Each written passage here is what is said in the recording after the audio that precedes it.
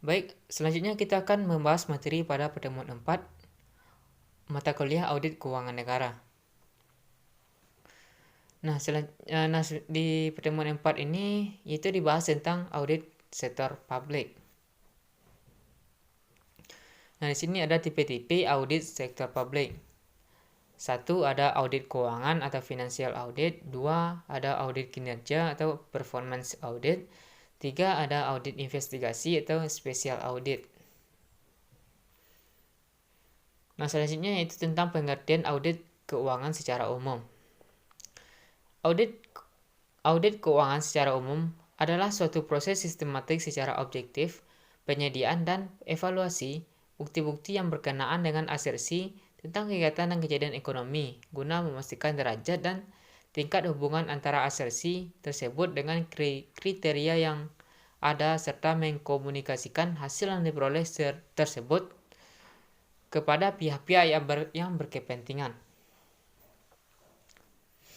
Selanjutnya unsur-unsur audit. 1 ada proses sistematik, 2 objektivitas, 3 penyediaan dan evaluasi bukti-bukti, 4 asersi tentang kegiatan dan kejadian ekonomi, 5 derajat hubungan kriteria yang ada, 6 mengkomunikasikan hasil. Pengertian asersi. Asersi merupakan suatu proporsi yang secara esensial dapat dibuktikan atau tidak dapat dibuktikan.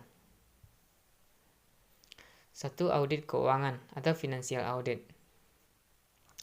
Tujuan pengujian atas laporan keuangan oleh auditor independen adalah merupakan ekspresi suatu opini secara jujur tentang posisi keuangan, hasil operasi, dan aliran kas yang disesuaikan dengan prinsip akuntansi berterima umum. Laporan auditor merupakan media yang mengekspresikan opini auditor atau dalam kondisi tertentu menyangkal suatu opini.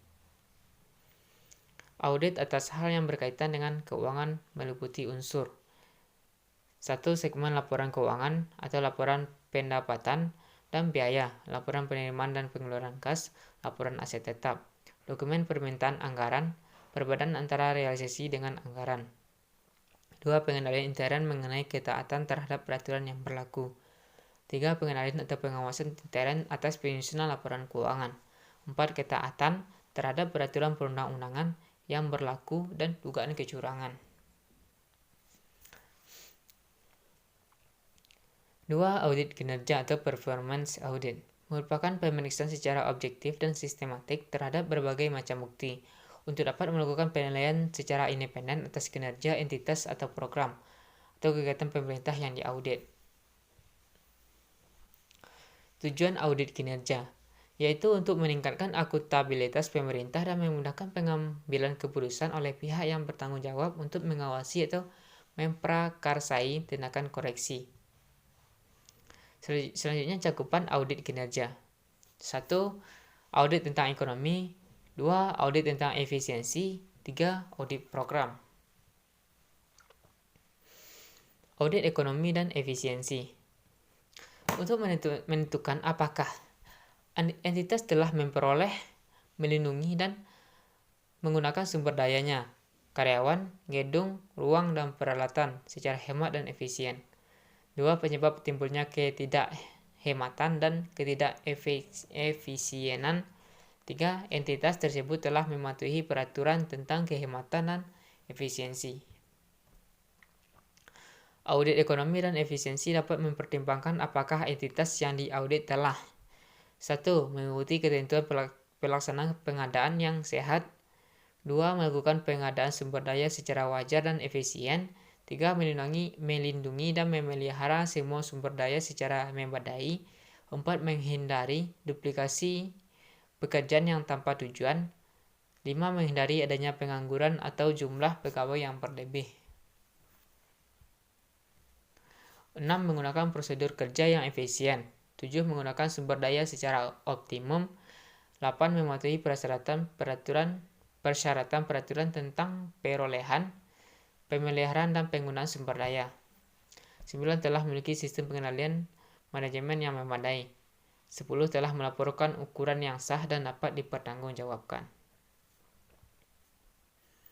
Audit program mencakup 1. Tingkat pencatatan hasil program, 2. Efektivitas kegiatan entitas, 3. Ketaatan terhadap peraturan yang berlaku. Contoh audit program: 1. Menilai tujuan program, 2. Menentukan tingkat capai program, 3. Menilai efektivitas program, 4. Mengidentifikasi penghambat pelaksanaan kinerja atau program, 5. Menilai alternatif pertimbangan manajemen dalam menentukan program, 6. Menentukan program yang tumpang tindih dan bertentangan, 7. Mengidentifikasi cara melaksanakan program, 8. Menilai ketaatan terhadap peraturan yang berlaku, 9. Menilai sistem pengendalian manajemen terhadap program. 3. Audit investigasi merupakan pemeriksaan dengan lingkup tertentu, periodenya tidak dibatasi, lebih spesifik pada area-area pertanggungjawaban yang diduga mengandung inefisiensi atau indikasi penyalahgunaan wewenang, dengan hasil audit berupa rekomendasi untuk ditindaklanjuti bergantung pada derajat penyimpangan wewenang yang ditemukan. Sumber audit investigasi: 1. Pengembangan temuan audit sebelumnya, 2. Audit adanya pengaduan masyarakat, 3. Adanya permintaan dari pihak-pihak yang berwenang seperti Dewan Komisari, DPR, DPRD untuk melakukan audit. Hasil audit investigasi: apakah yang dilaporkan masyarakat tidak terbukti? 2. Apakah yang diadukan terbukti? 3. Terjadi kerugian bagi perusahaan akibat perbuatan melanggar hukum yang dilakukan oleh karyawan. 4. Terjadi ketekoran atau kekurangan kas atau persediaan barang dan benda harwana tidak dapat membuktikan bahwa kekurangan tersebut diakibatkan bukan karena kesalahan atau kelalaian. 5. Terjadi kerugian negara akibat wan prestasi peraturan. 6. Terjadi kerugian akibat perbuatan melawan hukum. Mungkin hanya itu yang dapat saya sampaikan. Saya sudah. Assalamualaikum warahmatullahi wabarakatuh.